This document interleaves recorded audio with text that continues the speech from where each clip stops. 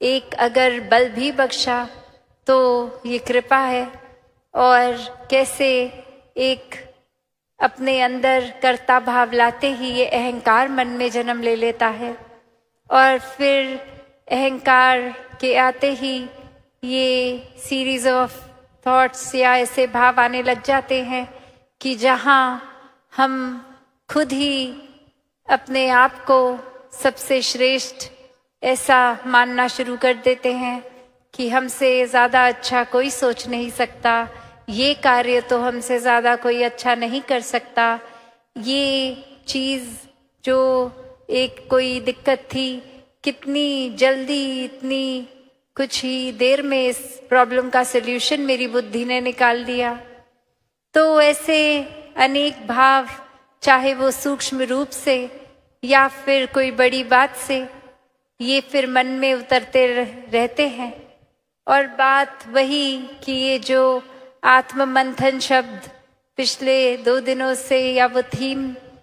कितनी बारी हर कोई यही जिक्र कर रहा है कि अपने मन के भीतर जाना कितना ज़रूरी है। ये एक सोच विचार की बात नहीं, मन के अंदर ये एनालाइज करना कि हम किस तरह की ही सोच को पकड़े बैठे हैं, हम किस तरह एक अपने आप को बदलने के लिए चाहे बातें करते हैं, सोचते हैं, पर कहीं अच्छाइयों को अपनाने में फिर टाल तो नहीं देते। जैसे अक्सर हमें पता भी होता है एग्जाम्पल कि सुबह जल्दी उठना है और अलार्म जिस टाइम का है, और फिर 2-3 अलार्म लगा ही लेते हैं कि चलो पहला वाला तो ऐसे ही बंद कर देंगे, वापस सो जाएंगे। तो कैसे एक भाव आ जाते हैं, जब उस तरह से लॉजिकली अगर सोचें तो सिर्फ एक ही अलार्म काफ़ी है कि बस वो एक ही बार बजे, उससे पहले कंटिन्यूस सो जाए, और वो ही एक फाइनल वार्निंग की तरह हमें उठा रहा है, और बात वहाँ पे भी बन सकती है। पर कैसे हम ये डिले करना चाहते हैं चीज़ों को, और उस तरह से कि ये पहला अलार्म इसलिए कि दूसरे से पहले एक संतुष्टि मिल जाएगी कि अभी 5 मिनट और सोने को हैं। तो कैसे मन हम छोटी छोटी चीज़ों से भी अपना बहला लेते हैं, कैसे मन में खुद ही एक कॉम्प्लिकेशन जो इतना सिंपल सोल्यूशन भी है तो खुद ही डाल देंगे, फिर उसके बारे में सोचेंगे, और फिर अंत में वो सोल्यूशन इतना सिंपल लगेगा। वैसे ही ये आत्म मंथन से कंक्लूजन्स भी यही निकलती हैं कि दुनिया के सारे रंग हमने अपने अंदर डाल लिए हैं, इतना एक हर एक बात का असर इस तरह कभी कभी बांध लेते हैं कि बस किसी एक ने एक बार कुछ ऐसा बोल दिया तो वो मन उस इंसान के लिए हमेशा के लिए ही मैला हो गया। तो ये जब निराकार प्रभु को आधार लेते हैं तो वाकई ही फिर वो हमारा एक कंफर्ट का जोन जितना होता है उससे बाहर भी चले जाते हैं, और मन फिर बहुत ही चीज़ों को सिंप्लीफाई भी कर लेता है कि ये दातार का अब आधार लिया है इस निराकार प्रभु परमात्मा का। तो अब जब मन के भीतर अपने ही एक अंदर की तरफ की यात्रा, ये जर्नी विद इन आत्म मंथन करेंगे तो फिर ये बहुत ही चीज़ें जो खुद ही हमने कॉम्प्लिकेट की हैं वो लेयर बाय लेयर एक खुद ही वो हमें समझ आता है कि एक सरलता से भी चीज़ का एक समाधान निकल सकता है। जहाँ हम इतने थॉट्स को, इतने भाव को, इतने इमोशंस को कंटेन भी नहीं कर पाते, वो एक टर्मोइल सा आता है मन में, वहीं ये सहजता आते ही, इस निराकार का एहसास होते ही ये सुमिरन रूप हो, तो कैसे फिर सारी चीज़ें स्वयं ही अपने भीतर भी शांत लगती हैं कि एक कारण मिले ना मिले, कोई वजह मिले ना मिले, फिर भी ये विश्वास जहाँ आ जाता है कि हर पल में जब निराकार है और निराकार ऐसा कुछ नहीं करेगा जो हमारे लिए उचित ना हो, तो एक बुरी सी बुरी चीज़ भी जो 1 मिनट पहले हमारे अकॉर्डिंगली थी वहीं मन शांत हो जाता है। वहीं एक ये भाव आ जाते हैं कि ये अगर कोई चीज़ है तो इसमें से हमने सीखना क्या है, ये सिर्फ कुछ सिखाने के लिए ही आई है और वो चीज़ सीख लिया जाए। कैसे अपने मन में हम धीरे धीरे इस तरह छोटी छोटी चीज़ों से ही पवित्रता डालनी शुरू कर सकते हैं। ज़रूरी नहीं कि अगर सड़क पे चल रहे हैं तो वो कचरा उठा के अपने हैंडबैग में, अपने बैकपैक में हमें डालना है। नहीं, वो कचरा उठा के डस्टबिन में भी डाला जा सकता है। वो अनवांटेड चीज़ एक अगर है हमारे पास तो उसका हम क्या कर रहे हैं जीवन में, वो ज़रूरी है। उस चीज़ का ही आत्ममंथन करना है। जैसे हम जितना कुछ भी दिन में देख रहे हैं, सब कुछ तो हम नहीं एक अब्जॉर्ब करते। हमारा दिमाग उस तरह से चीज़ों को फिल्टर करता है कि जो प्रायोरिटी लगे वो दिन के एंड तक भी चीज़ याद रहती है। और कितनी चीज़ तो हमने चाहे दिन में अनेकों थॉट सोचे भी, अगर हम गिनती करने आए तो आधे से ज़्यादा तो कॉन्शियसली याद भी नहीं होंगे क्या क्या आज सोच लिया। तो बात वही कि क्या चीज़ को अपनानी है और कितनी देर के लिए अपनानी है। कुछ तो संत महात्मा किस पल में ऐसे अनमोल बात बोल देते हैं जो वाकई ही सुन के लगता है कि ये तो जीवन परिवर्तित करने वाली बात है, और वो वाकई ही बात जीवन भर के लिए टिक जाती है। और वहीं हम अक्सर कुछ ऐसी छोटी हल्की बात कि कुछ हम कह देते हैं या हमारे साथ घट जाती है अगर घटना, तो उसको चाहे वो लिटरली इनसिग्निफिकेंट होती है, फिर भी उसको हम बस उसको पकड़ लेते हैं और वो भार बना के जीवन भर वो भार को ढोते ही रहते हैं। तो यहाँ वही बात कि कैसे हम अगर कुछ कर भी रहे हैं तो वो शुरुआत कहाँ से हुई, वो हमारे अंदर से ही शुरुआत हुई। एक उदाहरण, ये एग्जाम्पल, जब भी हम कहीं अगर पहाड़ी इलाके किसी हिल स्टेशन में आते हैं तो अक्सर ऐसे पॉइंट्स होते हैं जहाँ से हमें लगता है हम अगर कुछ ज़ोर से बोल रहे हैं तो वो एको करके वापस आता है हमारे कान में, वही बात, हमारे शब्द ही। तो हम जो संसार में डाल रहे हैं वही घूम के आ रहा है। और उसी तरह कैसे हम अगर कोई अच्छी बात बोल देंगे, घूम के अगर आ भी रही है, तो ये उन पेड़ों को, उन पत्थरों को कुछ उस अच्छी बात का असर हुआ नहीं। वहीं हम अगर कोई बुरी बात, कोई गाली गलौज भी जोर से बोल देंगे और वो हर जगह से हमारी ये साउंड फ्रीक्वेंसी ये छूती हुई वापस एको करके हमारे पास वापस शब्द अपने ही अपनी आवाज़ में आ जाएंगे वो बुरे, तो भी क्या चीज़ों को जिनसे वो आवाज़ हमारी टकराई फर्क पड़ा नहीं, वो अभी भी वैसी की वैसी। तो एक बात वही कि अक्सर हम ये सोचते हैं कि हम अगर किसी को कुछ बुरा बोलेंगे तो अगला कितना परेशान होगा और ये उसको एक सबक मिलेगा कि कैसा महसूस होता है बुरे शब्द सुनना। उसके लिए बोल भी दे हम तो उस इंसान को उसी पत्थर और पेड़ की तरह हो सकता है कोई फर्क भी ना पड़े हमारे शब्दों का, पर वो वापस हम पर जब घूम कर आई, रात की नींद हमने खुद अपनी खराब कर लेनी थी। उससे एक रात पहले जो तैयारी कर रहे थे कि कल तो मौका मिलेगा, वो व्यक्ति मिलेगा, ये पॉइंटर्स बना लिए हैं, इसको बहुत सार्कास्टिकली उसके आगे रख दिएंगे, तो उसका मन कितना खराब हो जाएगा। तो कैसे अक्सर एक हम अपना ही, जैसे दासी वो एग्जाम्पल देती है कि अपना खुद का हम हाथ कितनी बार जला लेते हैं सिर्फ ऐसी कोई गर्म चीज़ पकड़ने के लिए, जो नियत रखते हैं वो गर्म चीज़ सामने वाले पे फेंकेंगे, अगला जल जाएगा और वो निशाना हमारा लगे उस इंसान को, वो चीज़ ना लगे, पर जितनी देर वो चीज़ हमारे हाथ में है, हमारा हाथ तो कंपल्सरी ये एक जलेगा ही जलेगा, वो तो कोई दूसरा उसमें ऑप्शन ही नहीं है। तो चीज़ें क्या अपने पास रखनी है मन में, क्या नहीं, और सिर्फ ये कोई एक वो बात नहीं कि समाज में एक बिहेवियरल बात की ही ऐसी नहीं हो रही कि अच्छे कर्म या बुरे कर्म, वो भी एक ब्रॉडर अगर आत्ममंथन की जहाँ बात हो रही है, सब बातें उसमें आती हैं। पर असल में तो ये अपनी खुद पे काम करने वाली बात है, ये अपने सुधार की बात है। वो चाहे हर तरीके का हो, पर जिन्होंने ये स्पिरिचुअल ग्रोथ को ही प्राथमिकता दी है, आध्यात्मिक पहलू को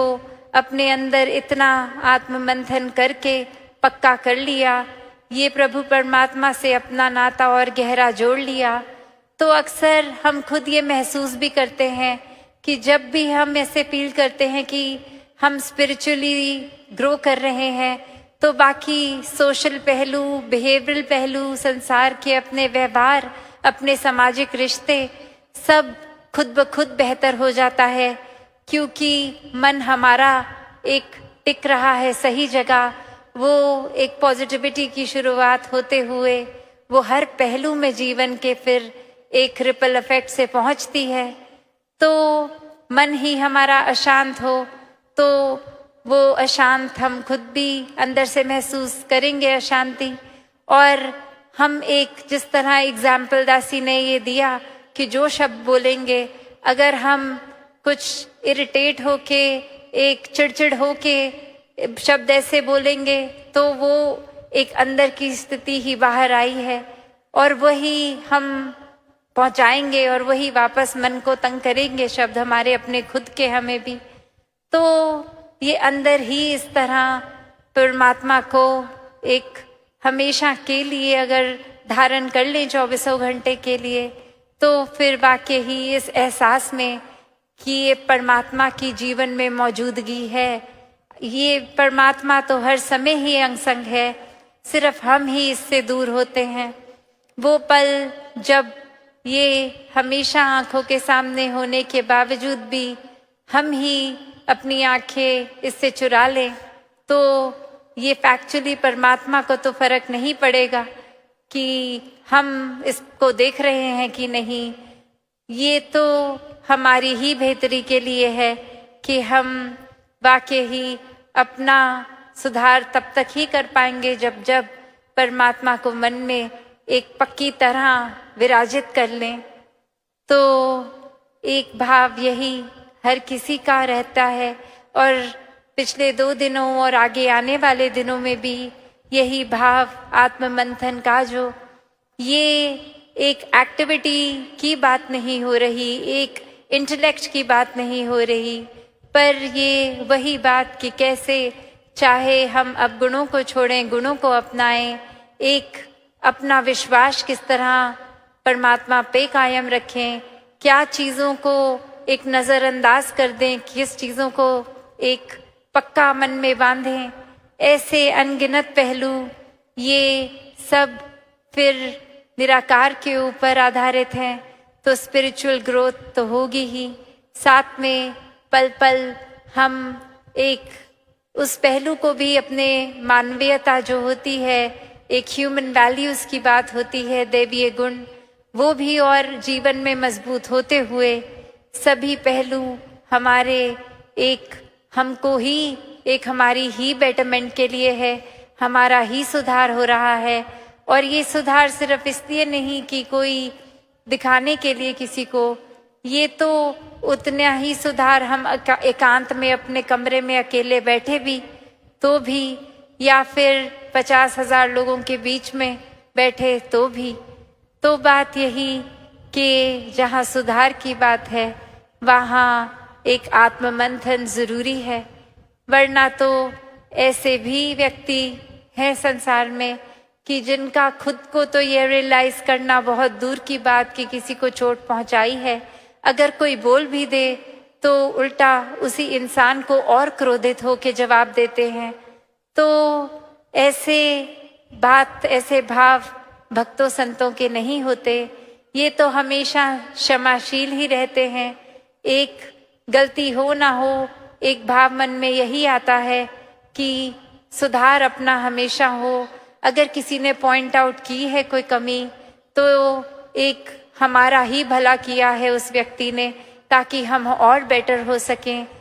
अपने मन में ये भाव तो संत आने ही नहीं देते कि अगर किसी ने कुछ गलत किया है तो उसको पलट के बोलें कि हाँ आप तो बिल्कुल ही परफेक्ट हो जो हमको इतना सुना रहे हो। नहीं, संत तो उस व्यक्ति के मन से इतना शुक्राना करते हैं कि शुक्र है आपने हमारी ये कमी हमारे सामने रख दी और इसी समय ये हम चेतन हो गए, इसका सुधार करना है। और फिर वो सुधार कोई डिलेड नहीं होता, वो उसी पल सुधार शुरू होता है। तो बात वही कि जीवन में ये आत्म मंथन हर समय हो और किस चीज़ का हो। कहीं हम ऐसा ना करें कि सिग्निफिकेंट ये जो ज़रूरी चीज़ें हैं उनके बारे में तो आत्म मंथन करें ना, और छोटी छोटी चीज़ें जो एकदम जिन पे वैसे ही कोई तवज्जो देने की ज़रूरत ही नहीं है उसको पकड़ के अपने कितने दिन खुद भी खराब कर दें और लेबल दे दें कि हम तो अभी इस एक बात पे इतना इंट्रोस्पेक्ट कर रहे हैं। तो वो कंटेंट किस बात को अंदर डालना है और उस पर आत्म मंथन करना है, वो भी बहुत ज़रूरी है। जिस तरह थोड़ी देर पहले दासी ने कहा कि ये अगर हम दिन में कुछ भी देख रहे हैं तो सारी की सारी चीज़ों को एक नहीं, वो चुनिंदा अच्छाइयों को ही अपने अंदर धारण करें कि हर बात जो आँख के आगे आ रही है हर एक को ही अटेंशन ना दें। वो ही चीज़ें जो वाकई ही चुनकर अपना और औरों का सुधार हो सकता है उन चीज़ों को ही चुने। तो दासी और अधिक समय नहीं लेगी, आने वाले दिनों में अपने मन के भाव और आपके चरणों में रखती रहेगी। तो इस तरह आज का भी दिन, वो सुबह का चाहे सेवादल रैली रूप और अभी भी ये सत्संग रूप, और हर कोई यही सेवा भाव को अपनाते हुए ये अपना मन निराकार से लगाते हुए सिमरन रूप और ये सत्संग के प्रति की संतों की जितनी भी वाणी सुनने मिले उसको सिर्फ कान तक नहीं जीवन में उतारें, अच्छी बातों को अपना के उन पे आत्म मंथन करते रहें। साथ संगत जी, धन निरंकार जी।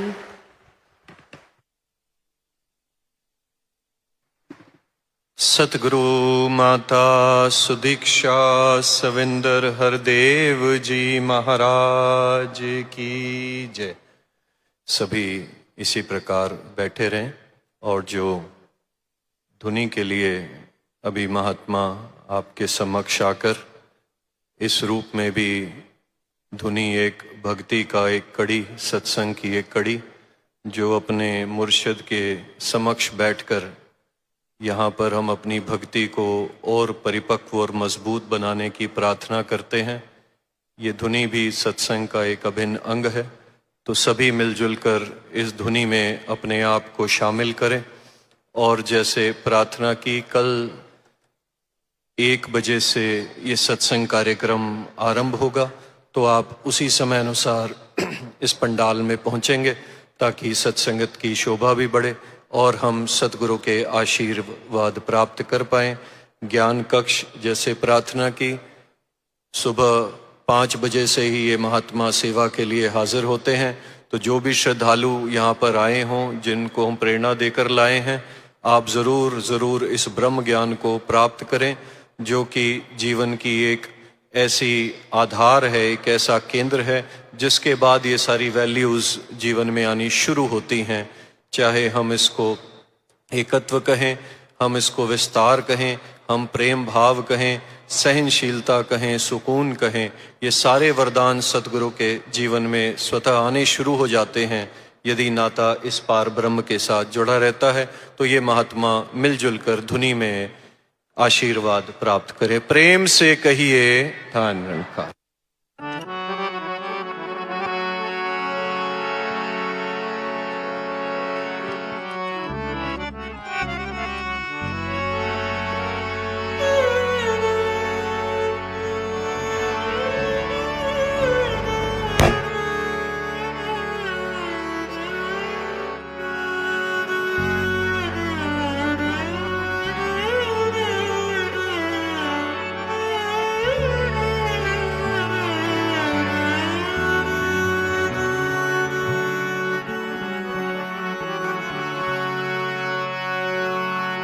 तेरी ओट सहारा तेरा,